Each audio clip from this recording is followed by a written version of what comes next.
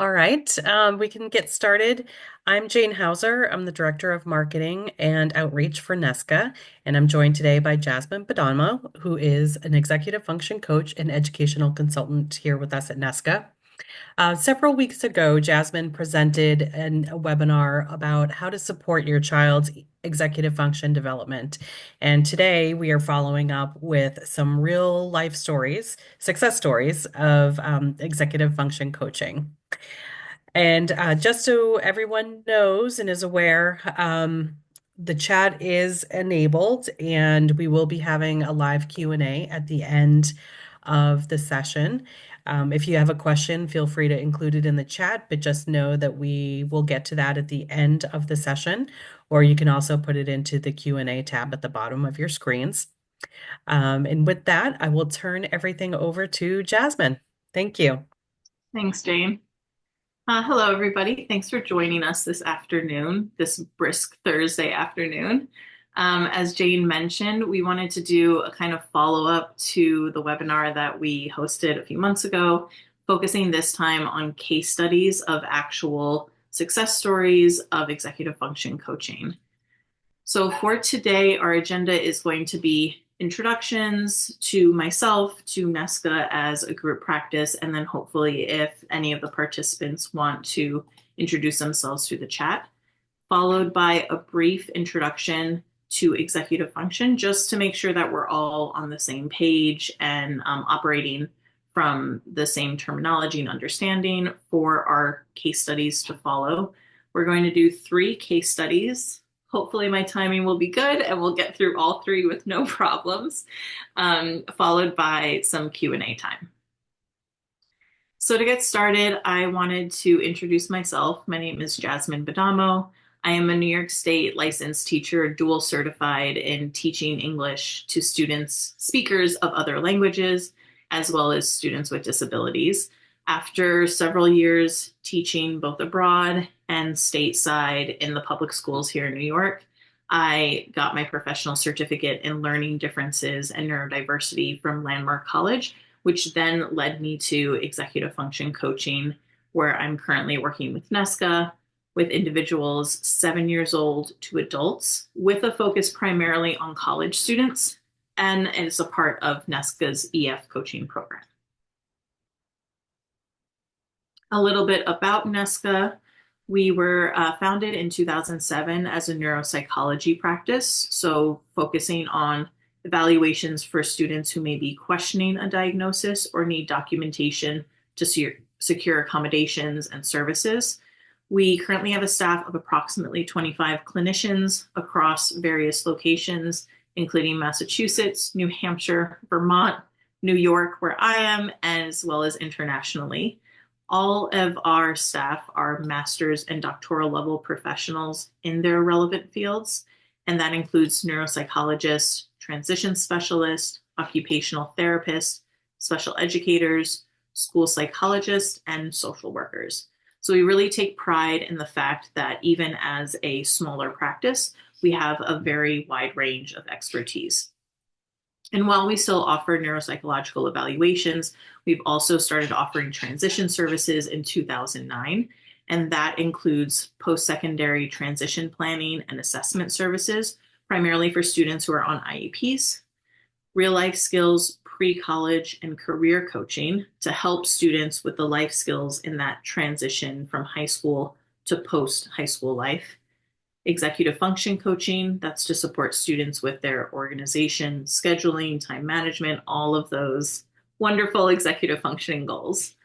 Parent coaching, which is giving parents tools to support the needs of their neurodivergent children and loved ones, and counseling for students who could benefit from direct psychotherapy.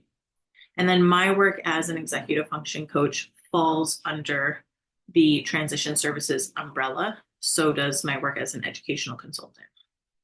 Lastly, at the center of NESCA's culture is our service approach, which is relational, student-driven, collaborative, and individualized. And given that we have an expert and diverse staff, we are able to be really thoughtful about finding the right fit between the individual and the coach that we pair them with. And to give you a sense of who NESCA evaluates and treats, we have a list here of common um, disorders or diagnoses that come across our doorstep. That includes reading problems, language-based learning disabilities, autism spectrum disorder, ADHD, fetal alcohol syndrome disorder, executive function deficits, emotional issues, trauma and stress-related disorders, and intellectual disabilities. While these are some examples of the treatments that we can provide, we also are able to work with clients that have lower incidence disabilities, such as sensory impairments related to hearing or vision. Also, it's more often than not that clients will come to us with a complex presentation and complex profile. And we really excel in those areas because of our collaborative group practice model. We're able to pull from the expertise of all of our clinicians and staff. So with that introduction of me and NESCA done, I wanted to give everyone here a chance to introduce themselves. Jane already kind of went over the presentation overview. We do have a PDF version of the presentation with the speaker notes attached that Jane will or has already put into the chat for everyone. I did that because I know when I'm watching a presentation, I like to be able to follow along and add notes during the presentation. So that is available for you, but we'll also be sending the PDF and slides after the presentation as well, along with the recording. As Jane mentioned, the chat will be open throughout, so feel free to share your thoughts, feelings, communicate with each other during the presentation, and then the Q&A will be open but answered at the end. So if everyone wanted to try out the chat feature, you can pop in now and send a message to everyone with your name, location, child, age, or grade, and maybe a brief purpose for being here. We're going to let that run. You guys can go ahead and put your mini introductions into the chat. And I'm going to move forward giving the brief background on executive functioning, just to make sure that we leave enough time for those case studies.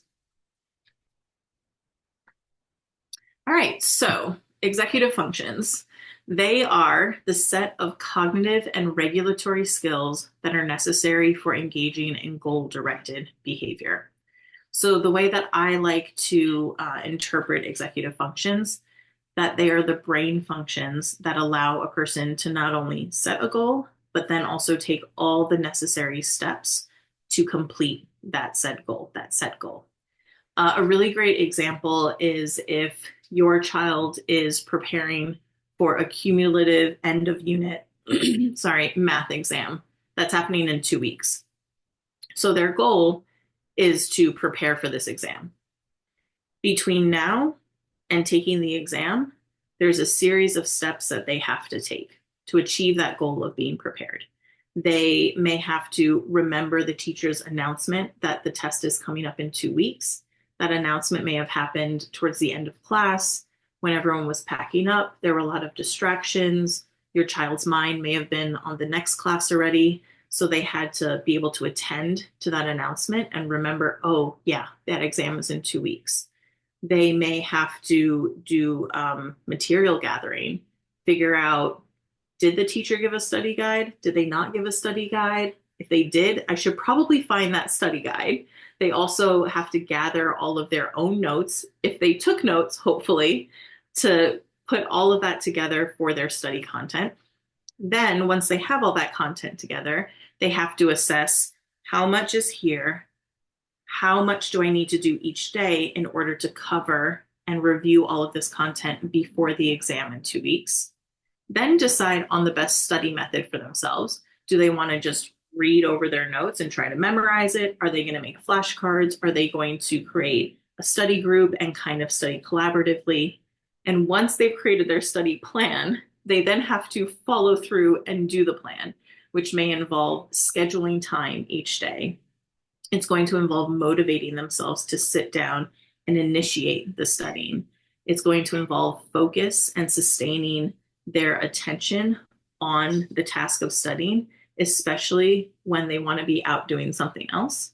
And it also may involve the emotional regulation of dealing with the frustration or stress that comes up when they come across a difficult topic that they're reviewing, or maybe just the frustration of knowing their friends are out doing fun things. Why is it that I have to take so long to study for this when they can get it done in 2 or 3 days? All of those steps in order to achieve the goal of being prepared for the math test are separate from the math content itself. That is what we mean by executive functions. There are all of these cognitive steps that have to be taken in order to achieve whatever goal it is that you have.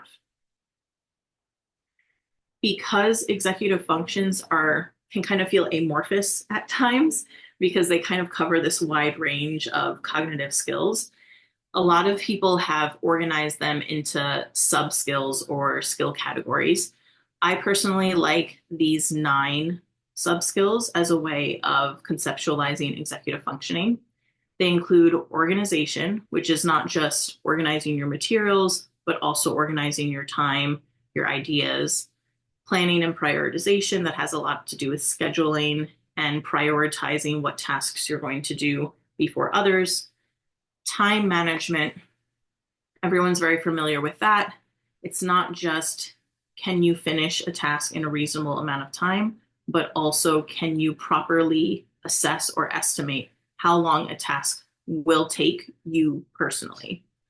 Task initiation, that is getting started with your work in a timely fashion. That's where a lot of the procrastination or task avoidance will come in.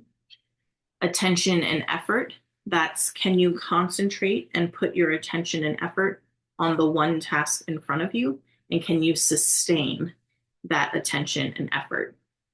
Another part of attention and effort is, are you able to shift your attention and effort? When it's time to be done with this task, can you shift your attention to the next task? Can you transition? Or if you're studying and you're focused, can you shift your attention if you're distracted and then bring it back to the task at hand as needed? Next is working memory, which is the ability to hold more than one piece of information in your mind at once while manipulating that information for a task at hand. Great example I like to use for working memory is being able to hold a grocery list in your head while at the same time walking around the grocery store looking for those items that you are trying to remember in your head. Next is self-control. Self-control I like as a category because it combines impulse inhibition as well as emotional regulation. So are you able to regulate or control yourself if you have an impulse, somebody upsets you, can you stop and think before you just react by wanting to hit them or bop them on the head? And then emotional regulation, are you able to manage your emotions, especially when they become very big and intense? Next is self-monitoring. That's the ability to notice when you do or do not understand something and being able to reflect on your own understanding and learning. And lastly is mental flexibility, which is the ability to see things from multiple perspectives, as well as find more than one solution to a problem. A lot of times I like to frame mental flexibility as being the opposite of mental rigidity, which I think a lot of family and service providers are familiar with in our children. All right. So a note about all of those executive function skills that I just went through. Every human possesses these executive function skills. As I mentioned, they are a brain function, primarily housed in our prefrontal cortex. But just like any other skill, that develops over time, and it may vary from person to person. So it's important to know that even though it is developing over time, it can depend on a person's diagnoses or what may be happening in their life at that moment. So some people will struggle with executive function more than others. That includes people with traits and/or diagnosis of ADHD, people with learning differences, people who are autistic, people facing mental health challenges, as well as people with chronic illnesses. Even if a child or a person is struggling with executive function, It is important to remember that executive functioning ability is not a reflection on intelligence. It's actually very common for me to work with clients who have very high intelligence, but comparatively low executive functioning ability. Also, that executive functioning differences are a natural part of human neurodiversity, and that executive function naturally strengthens as we age. So, because it is in our prefrontal cortex, these brain functions, it's going to take until we're 26 years old to fully develop our executive functioning ability, maybe longer for some individuals. And despite that, no matter what stage of development we're at, executive function skills can still be taught through explicit instruction and repeated practice. And lastly, going into our case studies, I wanted to define the term executive function demands, or just have this concept in mind. Any task that requires the use of any of the 9 executive function skills. So any of these skills here. If there's a task that requires the use of those skills, it carries an executive function demand. And then the level of demand varies depending on the task, as well as the individual's mental capacity at that moment in time. A good example is that writing a 10-page essay, it's very obvious for people to see how that task carries a lot of executive function demands. You have to organize your ideas. You have to create a pacing for how you're going to write out your essay. You may have to do research where you're initiating searching for different information. You may have to self-advocate to reach out for help once you realize that you're not quite understanding the prompt or the essay, that you need to have the focus and the stamina to sit and write 10 whole pages. However, it's important to remember that even smaller tasks or tasks that are seemingly simple can also carry executive function demands, such as brushing your teeth. In this example, you need to first prioritize when you're going to brush your teeth, or plan it out. When's the best time to do that? Before I eat, after I eat, when I first wake up, right before I go to bed. You also then maybe need to shift your attention and transition from an activity you're doing to the task of brushing your teeth. You're going to have to be organized to know where all the materials are for brushing your teeth. Then initiate the actual task of brushing your teeth. If you have sensory issues, that could be more of a demand placed on you than for other people.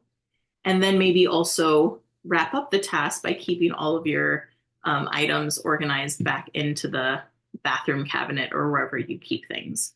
So it's very common, or I would say that most, if not many, if not most tasks carry an executive function demand.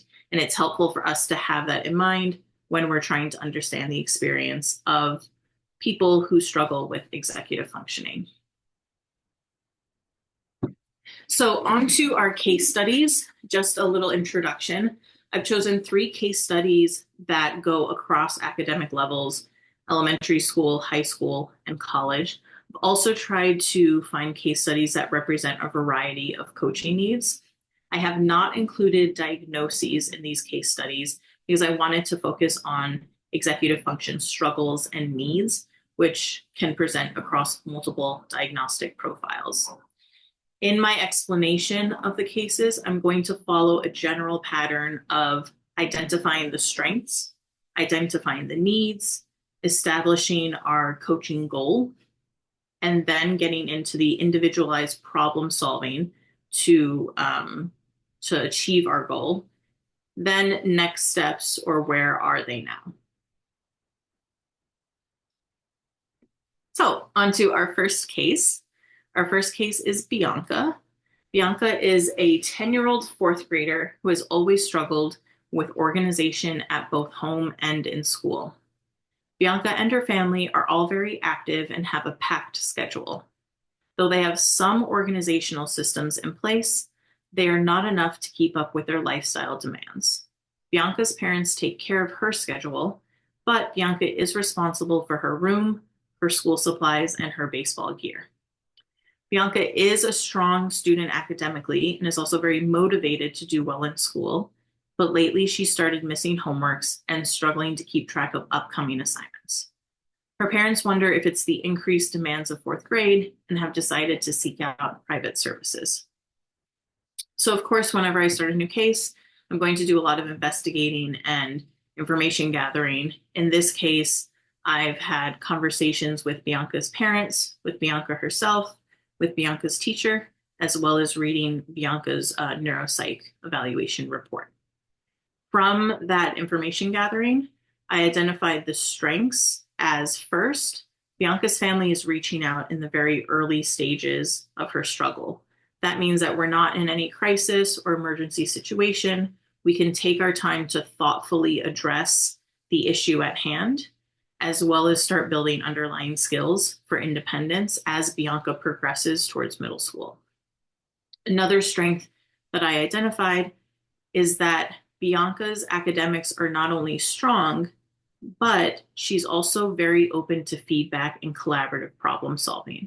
So that lets me know that I can include Bianca as a very active participant in our experimenting with different EF strategies and supports and routines or whatever it is that we want to implement. In terms of needs, this I needed to really figure out, get to the bottom of what was the main struggle in this situation, because lots of things can be contributing to Bianca missing her homeworks or struggling to keep up with upcoming assignments. Her teacher was able to explain that the class has a homework tracking system. They have a homework tracker sheet that they fill out during their pack up time every day.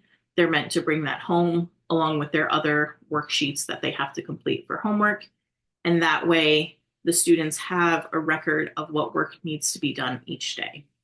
The problem that Bianca's teacher has seen is that Bianca may not always come back to school with that homework tracker, or, of course, may be missing the homework worksheets themselves. But she does notice that Bianca's very focused and diligent during pack up time, so it's not necessarily for lack of trying. Another need that I identified through the parents is that Bianca's not the only one who struggles with organization. Her whole family struggles with organization. Her mom, in particular, is diagnosed ADHD. And so while they've been able to kind of get by through Bianca's earlier years in school, now that fourth grade has kind of ramped up and there's more paperwork and students are expected to be a little more independent, the family's been struggling with ways to kind of help Bianca with the increased organizational demands. And lastly, from my conversations with Bianca, which were fantastic, I learned that Bianca knows that there's a breakdown somewhere between school and home, but she's not quite sure where it's happening. So she told me, like, I'm pretty sure that I put all my papers in my backpack, but maybe it gets lost in there. Maybe I don't put it in there. Maybe I bring it home and it gets lost in my room, or maybe it gets lost at the dinner table. Like, there's so many possibilities of where the breakdown could be happening. But Bianca couldn't quite identify it.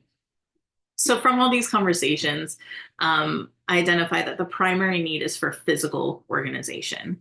So we set our coaching goal as establishing some sort of physical organization system that could focus on helping Bianca keep track of her papers during their school, home, back to school journey. So once that goal was set, we got down to the problem solving part of our coaching. That started with me sitting down with Bianca and saying, all right, let's create ideas for a homework papers tracking system. And because she's very collaborative, she's very creative, we went through a pretty wide range of ideas. At one point, we even considered putting air tags on everything, but then realized quickly that's probably not very realistic or feasible. But we settled still on something somewhat creative and fun. We said we were going to imagine that Bianca's backpack was a super sensitive jack-in-the-box, and it can never touch a flat surface once it leaves school, because if it does, it's just going to explode and she might lose track of all of her things. So we brought this idea to her parents and we brainstormed how we might be able to implement this at home. Our first iteration included hooks. So the idea was Bianca would come home and go straight to her room and hang her backpack up near her desk. We put a hook right on the wall in eye line in front of her desk, not on the side of her desk because we didn't want it to be out of sight, out of mind. So that was our first hook there. Bianca would go and place her backpack there. We also decided to clear out, I think there was like a trash bin or maybe like some of her baseball gear that would sit next to her desk, which was directly underneath her backpack. We decided to clear that out and find a different home for those items. So the floor under Bianca's backpack was clear and empty. And if anything fell from her backpack, it would be really easy to spot. Then on Bianca's desk itself, we made sure to clear it all off. And we said the only thing that can live on this desk is a file holder. And that will be for when Bianca is sitting down and doing her homework. She could take her homework folder, all her worksheets out of her backpack and pop it in the file holder so it's not scattered all over her desk. And we made sure to buy a clear file holder so that way she could see if any papers fell out, she could see exactly what's inside of there. Then Bianca would do her homework, put everything back in her homework folder, everything back in her backpack. And the last step of our plan was to put a hook near the door to leave the apartment. And Bianca would bring the backpack and hang it up there so it's ready for the next day at school. So with any routine that we're trying to establish or any new strategy that we're trying, we use this kind of experimental iterative process where we come up with the strategy, try it out in the real world, reflect on how it went, and then incorporate those reflections and assessment into a new version or adjustments that may be needed.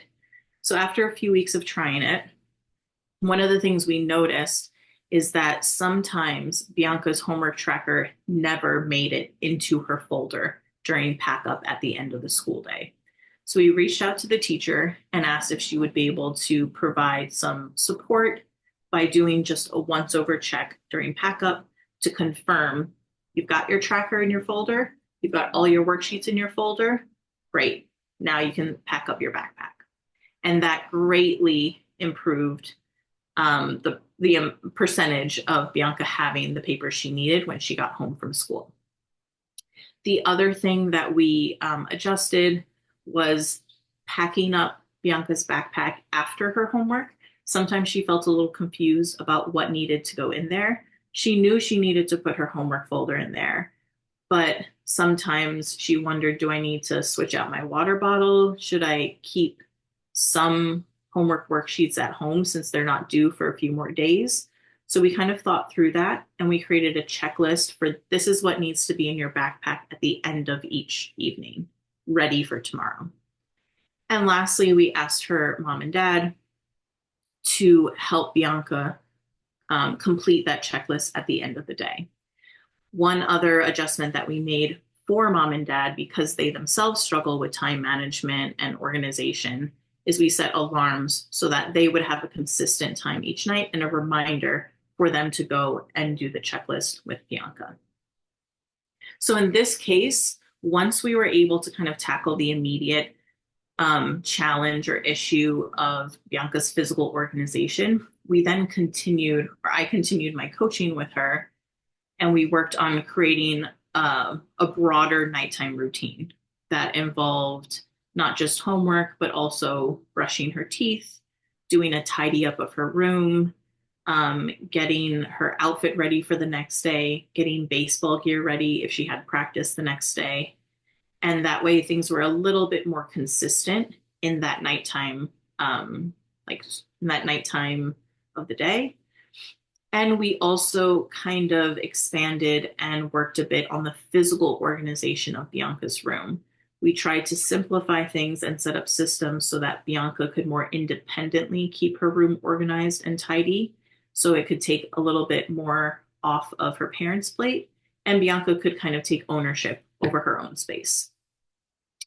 With that established, we then also got involved in some metacognitive discussions or reflective discussions about what are some things you struggle with your organization or your time management, and what strategies help you or don't really help you.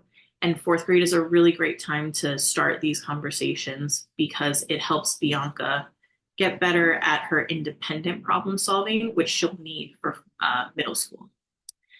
And where are they now? Bianca is now in her first year of middle school, where obviously students are expected to organize themselves across multiple classes. And Bianca was able to come up with her own school organization system that accommodated for her needs and her preferences.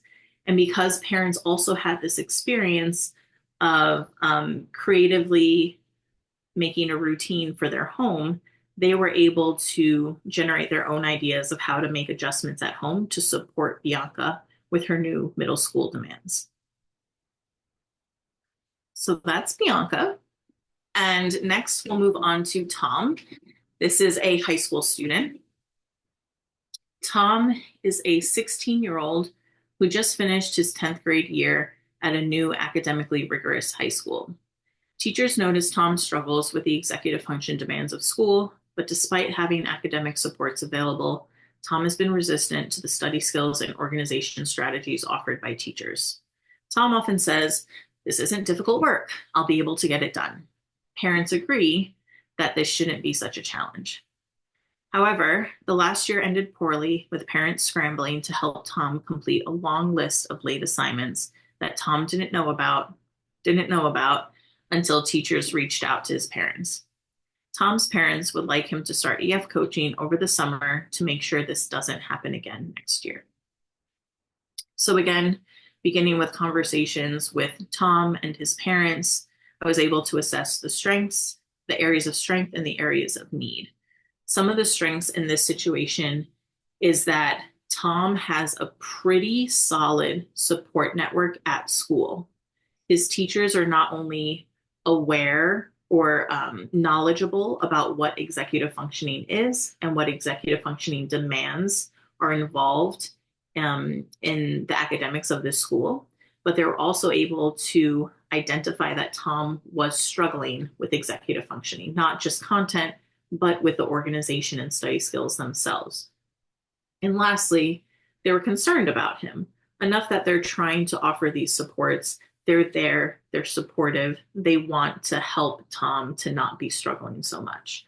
So we have a system and a structure of support for specifically for executive functioning already set up in the school. And it's not that these supports don't work, we just don't know if they'll work because Tom hasn't given them a chance. So we don't need to reinvent the wheel. This really is an issue of just getting Tom to access these supports, which is a strength.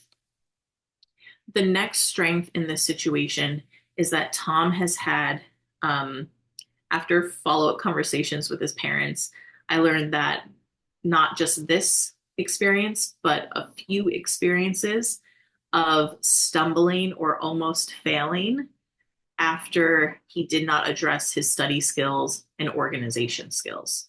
So he has some real world experiences showing that your executive functioning skills impact your academic success. So he is at a point now where he is a little bit more open to receiving help. And Tom is interested in going to college, which is a really strong motivator for him. And he wants to do well next year because it's his 11th grade year. So he's really in a good spot to start some executive function coaching over the summer. And last strength is that Tom's academic struggles don't seem to be significantly impacting his mental health. Then some areas of need that I identified is that parents are really struggling. They're feeling frustrated. They're feeling a bit defeated. They are struggling to understand what's going on in Tom's mind. They told me repeatedly that they just don't understand why Tom is not doing what he needs to do. Teachers have told him, we've told him, he knows that these things have to get done, but he's just not doing it.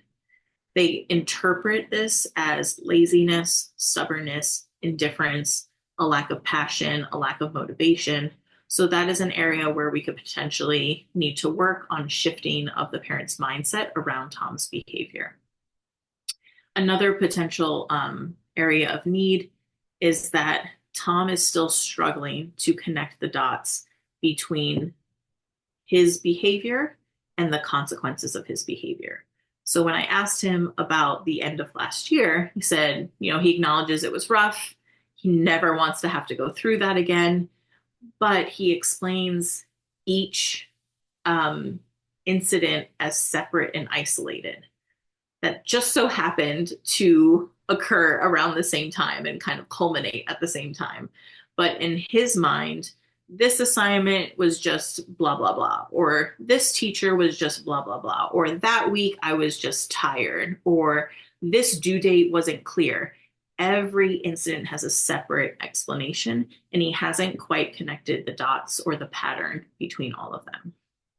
So overall, I identified that there was a struggle with mental flexibility or all or nothing thinking, and obviously a resistance to accepting help, and a struggle with self awareness around connecting his lived experiences into a larger pattern of behavior consequence or cause effect. So in this case, even though Tom is in great need of executive function supports, he cannot access those supports until he shifts his mindset.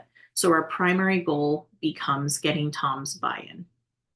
In order to do that, I started first with psychoeducation, which is teaching Tom about the brain, how it operates, how his brain operates. A lot of that was trying to give him this information in a very scientific way, almost like a science lesson, rather than it coming from another adult who's saying, this is how it is, this is what you need to do. I'm trying to just inform. So we did lessons around that executive function is real. It is a real brain function, about how it is linked to academic success. We talked about how once you enter middle school, high school, it's no longer about your ability to understand the content. It's about your study skills and your organization around the assignments and the content. Doesn't matter if you can answer all 10 of the math questions on the worksheet correct. If you can't have the organization skills to complete the worksheet and then return it back to your teacher, you still get a 0. And we also had conversations around how neurodivergence can impact executive functioning. Once we had those psychoeducation lessons, we kind of springboarded into metacognitive reflective discussions that were more inwardly focused and focused specifically on Tom. So my goal here was to help Tom connect the dots between his behavior and see the patterns in his behavior, while at the same time removing the shame and self-judgment that he seemed to be carrying about himself. So I played on he has a very logical thinker. He has a strength as a logical thinker. So I played on that, and we collected the incidences of him struggling with organization, and we viewed these as data points, and then we analyzed the data. And from analyzing the data, what's the pattern that you see? And eventually Tom was able to notice or acknowledge there is a pattern, and this pattern is not benefiting me. That was another big part of our discussions, is instead of saying there is a pattern and it's bad and I'm a bad student or I'm not capable of this, we framed it from a more neutral standpoint of this is a pattern. How is this behavior or this pattern benefiting you, not benefiting you? What is it costing you? How much is this behavior advancing you towards your goals? To what degree is it advancing you towards your goal? How much effort does it require? So a little bit more neutral, so that Tom can dig more into the weeds of the nuance and really more clearly analyze his behavior and the consequences of his behavior and what he wants. In addition to the student coaching for this case, I thought it was really essential to do parent coaching. So I met with his parents once a week and we worked on trying to frame Tom's behavior through a different lens of a struggle with mental flexibility rather than laziness or stubbornness. And also, maybe we touched on the potential that Tom may be struggling with seeing himself as a smart kid. And if he tries to do this homework but fails because he struggles with the organization, does that invalidate him being smart? So I tried to kind of just give his parents an alternate perspective on Tom's experience. I also helped guide them through how to balance letting Tom face natural consequences for his behavior while at the same time providing non judgmental support for navigating any consequences that did arise. They were in a cycle of Tom not doing what he was told, things starting to fall apart, but then his parents coming in and kind of shielding or protecting him from the consequences of his behavior. So Tom didn't really have as much information to build that behavior consequence connection. We also worked on making their messaging to Tom more positive and supportive. And lastly, the parent coaching was a really great way to keep the focus for our coaching goals. I know a lot of times for families when they are in a really stressful, difficult situation with their child and they're feeling very anxious and nervous about the potential for failure and the stakes that are involved in that, it could be very tempting to try to solve all the problems at once. But that ends up scattering their energy and their efforts, and it's not an effective way to tackle any one of the problems. So our weekly sessions really helped everyone stay focused on the task at hand. And for Tom, where is he now? We did our coaching through the summer, and now he started a new school year, his junior year. And he is taking the study skills and organization advice of his teachers, which is huge. He has even started using his phone's calendar app, which none of us expected he would be open to because he should just like be able to remember all of it, of course. He's also starting to independently notice the patterns in his behavior and the consequences of his behavior, but also with a lot less self-judgment. And lastly, his parents have noticed that as they've increased their positive messaging to Tom, there have been fewer arguments between them, and Tom has actually started approaching them for support rather than them constantly trying to push their support and help onto him.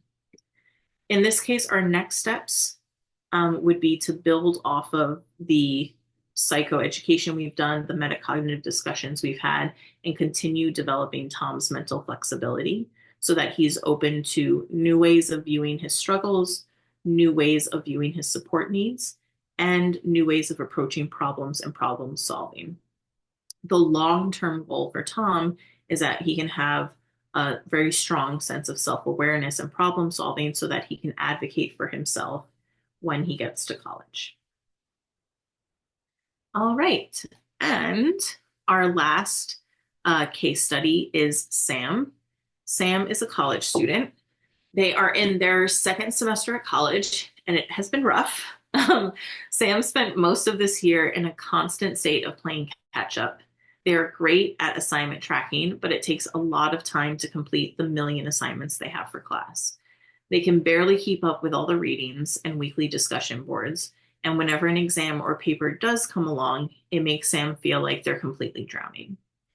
Thankfully, Sam has a really strong relationship with their parents and reached out to them for help, but their parents are concerned about whether college is a good fit, especially given that Sam just barely passed their first semester and is on track to fail two out of three of their classes this semester. So again, starting with conversations with Sam and their parents, I was able to identify some strengths and needs. Strengths, Sam has a really great foundational knowledge about their own struggles with executive dysfunction and low processing speeds. And they're able they were given some supports for those in high school. So they have that experience of struggling and receiving support for those struggles. Sam also has a really strong relationship with their parents. Mom and dad were a really great support while Sam was exploring their gender identity during high school. And it's given them the opportunity to get very comfortable having difficult or delicate conversations with a lot of honesty and openness. And another strength is that Sam and their parents are not strongly tied to any one particular post high school course. So they're clear that they want Sam to have an education that will allow them for independence as an adult, but they're open and flexible to what that may look like. It could be college, it could be vocational skill, it could be a 2 year degree. They're pretty flexible, and so is Sam. But at the same time, they do have some sort of guiding interest in that Sam is very interested in doing something in the medical field. Now, the needs. One of the needs identified is that Sam is really struggling, obviously, to accommodate their slow processing speeds given all of their course demands. They've been very diligent with getting in touch with student accessibility services, getting their accommodations in place, but this is a 4 year college. They are unable to modify their curriculum. The course demands are still the course demands, and Sam is really struggling to keep up with them. I also learned that even though Sam did receive support for their executive functioning in high school, it was pretty limited toolkit that they walked away with. And the toolkit doesn't quite address the unique demands of college life. So it's a different set of skills that Sam is going to have to develop. And lastly, even though Sam and their parents are pretty flexible about the post high school path that they choose, they didn't do a very thorough exploration of Sam's options. Sam said that they just kind of chose college because it was the easiest or most simplistic option after high school. So in this case, obviously, the priority goal is to address the immediate academic crisis that Sam has found themselves in and to free up some bandwidth for Sam to actually clearly assess what their options are for reaching their career goals. So in this case, the individualized problem solving centers around addressing the academics. I met more frequently with Sam than I would with another new client. We would meet 2 to 3 times a week. And we started by doing an audit of everything. I wanted Sam to tell me everything about each class, the class assignments, deadlines, the requirements, what are their current grades, what assignments are they missing, what assignments are they late on, how many times have they missed class, as well as getting a very clear understanding on their accommodations and how each professor is implementing the accommodations in their class. From there, once I'm caught up to speed, we then needed to assess what Sam's options were for the remainder of the semester. Are they going to just drop a course? Are they going to switch to pass fail? Do they need to just take a leave of absence completely? And in order to make this decision, it was important that we incorporated college resources. So we scheduled meetings with Sam's academic advisor as well as student accessibility services. We also did some research and reached out to registrars to figure out what are the deadlines for dropping a class versus withdrawing, what would each different option mean for Sam's grades and transcripts. We also researched the requirements for a leave of absence to see if Sam qualified for those. And we also researched the option of Sam staying in all of their classes. What work would be required to get Sam to pass each class or to get the grade that they were hoping for? And with that, we had to think about what is Sam's realistic capacity with work and would they be able to meet the class requirements given their realistic capacity. So all of that information gathering was really the beginning of our work together. And from there, Sam was able to make a decision about their next step. They decided to withdraw from one of their classes, so they're only taking 2. An interesting consideration that Sam had to make is they were originally thinking about just doing pass fail. They keep 3 classes and make one of them a pass fail. But given that they were still a freshman, they realized that they would probably have to take this course with a letter grade for whichever college they continued at or transferred to. And they figured if they're going to have to retake the class anyway, might as well withdraw and free up some space to have more success in the 2 remaining classes they have. Then the rest of our semester was spent on ensuring Sam was able to keep up with the assignments that they had in the remaining classes. And as a part of my work with Sam, parent coaching wasn't necessarily required as much as it was with Tom, but I think communication was still really essential and collaboration. So we did have weekly check-ins, sometimes Zoom, sometimes just an email.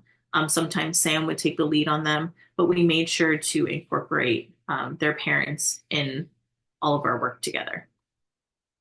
Then for Sam, the next steps that they took was once they got to the other end of that semester, which they spent the summer working with a transition specialist. So I took a step back from my EF coaching with them and I referred them to a transition specialist who helped Sam explore the different options that they have for like post high school next steps and create an actual plan for achieving that.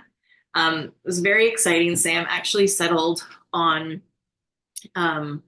applying to radiology tech programs because it was 2 years.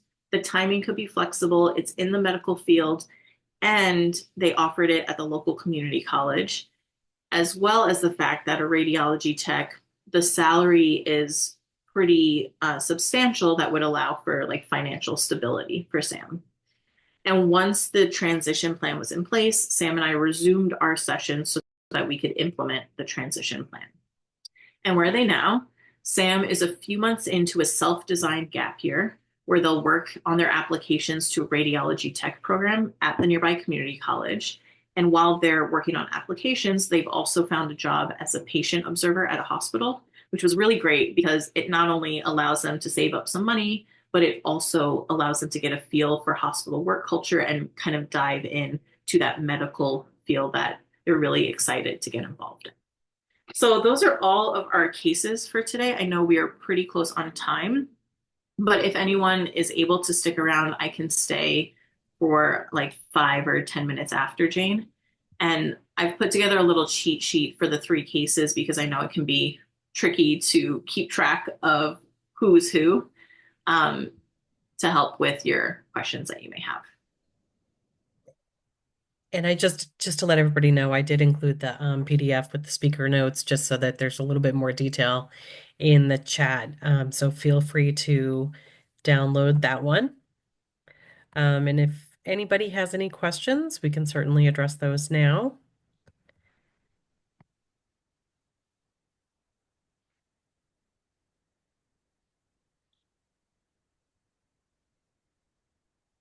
We have a quiet crew this afternoon.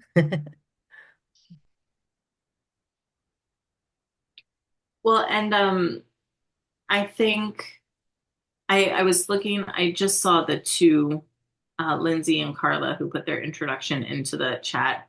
Like Lindsay's KY Autism Training Center and Carla's neuropsychologist. So I imagine that both of you are, experienced service providers and you're kind of familiar with a lot of this content. So I'm always happy to do follow-up conversations if that would be better, where you can kind of talk through more of the specifics of what type of cases you're getting and how executive function coaching may fit into the treatment plan.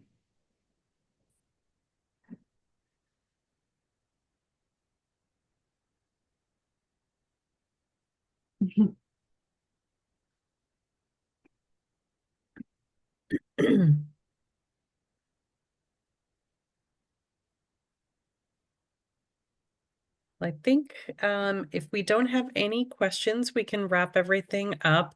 Certainly, if you do have any questions or thoughts following this, please do feel free to reach out to me. or Jasmine directly. Her contact information is included inside this presentation. There are also a number of live links within the PDF, and also just a note there that on this last page, there is a link to the NESCA blog, which is a fabulous resource of all different areas between different diagnoses, transition planning, coaching, neuropsychological evaluations, occupational therapy. There's a number of different topics covered, and it's an invaluable resource. And the blogs come out every Monday, so please feel free to visit and subscribe if you'd like. Thank you, everyone, for joining us today. And thank you, Thank you. Jasmine. Yep. Bye. Bye.